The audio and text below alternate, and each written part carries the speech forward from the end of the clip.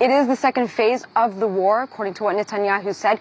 Israel is expanding its invasion into Gaza. However, it didn't call it a full-scale invasion yet. It hasn't said that that has begun. It's unclear when they say that will start. But in the last 24 hours, Israel said that it has struck 450 targets. It also said that it has killed Hamas militants, particularly along the border with Gaza and with Israel.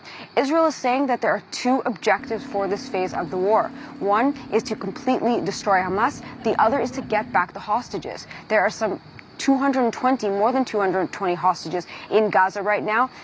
They were taken when Hamas stormed Israel on October 7th. More than 1,400 people have been killed in Israel since the war began. Most of them were killed on that day. As the situation increases, Israel is urging Palestinians to surrender. On Sunday, they dropped leaflets over Gaza saying to people to lay down their weapons, hold a white flag, and listen to the instructions from Israel's army.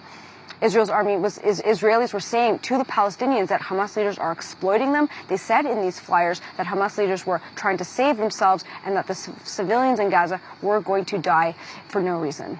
On Sunday, the Palestinian Red Crescent Society said that the Al-Quds hospital in Gaza City received 2 phone calls from the Israeli military telling them to evacuate. There are some 12,000 people in this hospital. They are taking shelter from increasing bombardments from Israel. Many of them are severely injured. This speaks to the growing dire humanitarian situation in Gaza. The United Nations said that on Saturday, thousands of people stormed 4 of its warehouses, taking grains as well as hygiene products. I spoke to the United Nations. They say that this just speaks to the scale of the desperation, the exhaustion, and the frustration of people there. Since the beginning of the war, nearly 1.5 million people have been internally displaced. The Ministry of Health, which is run by Hamas, said that more than 8,000 people have been killed and that the situation is getting more and more dire. Before the war, the humanitarian crisis was already bad in Gaza. About 500 trucks would go in a day. The amount of trucks has drastically decreased. People are running out of food, water, and fuel for electricity and power.